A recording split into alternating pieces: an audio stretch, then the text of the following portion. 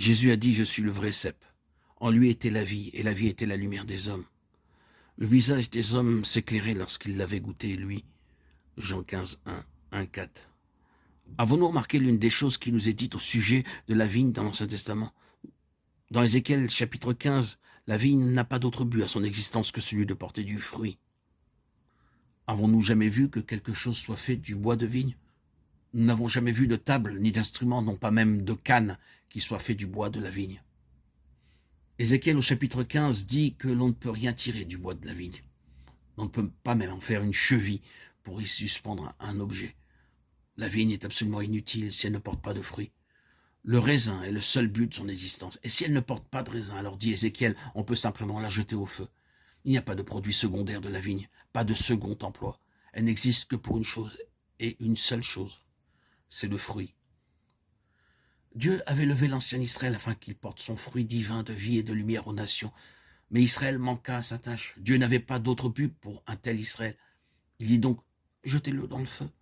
Il a fait cela il y a près de 20 siècles. Et c'est là qu'est Israël maintenant.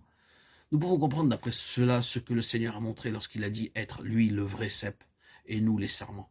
Le vrai cep est celui qui remplit le seul et unique but de son existence. Jésus ramène ainsi cette illustration sur lui-même et sur son Église et nous voyons très clairement quelle est la nature du Seigneur Jésus. Il veut atteindre tous les hommes, embrasser le monde tout entier. Il appelle toutes les nations dans son cœur. Tous les hommes sont l'objet de son intérêt et non pas une seule nation. Il a dit à ses disciples, allez donc et faites des disciples de toutes les nations. Matthieu 28, 19. C'est la nature même de Jésus de faire cela. Il lui est tout à fait étranger d'être exclusif, petit, étroit, préoccupé de soi. Notre salut, c'est que nos cœurs soient élargis, de sorte qu'ils soient plus grands que nous-mêmes. Ceux qui se concentrent sur eux-mêmes et qui sont toujours occupés d'eux-mêmes meurent tout en vivant. Cela ne saurait être évité. Qu'un petit groupe d'enfants de Dieu vive uniquement pour soi, soit entièrement occupés de soi, ces jours seront comptés. Ils vivent une mort vivante. Leur destinée sera de flétrir.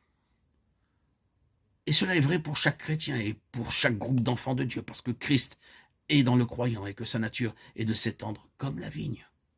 Il veut attirer tous les hommes à lui. Et si ses enfants agissent différemment, ce sera une contradiction à sa nature même, qui est la nature du vrai cep. Jésus a dit, je suis le cep, vous êtes les sarments.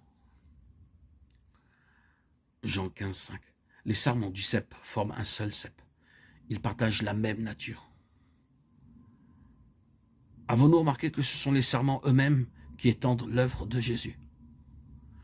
Oui, cette œuvre d'expansion est manifestée par les sarments.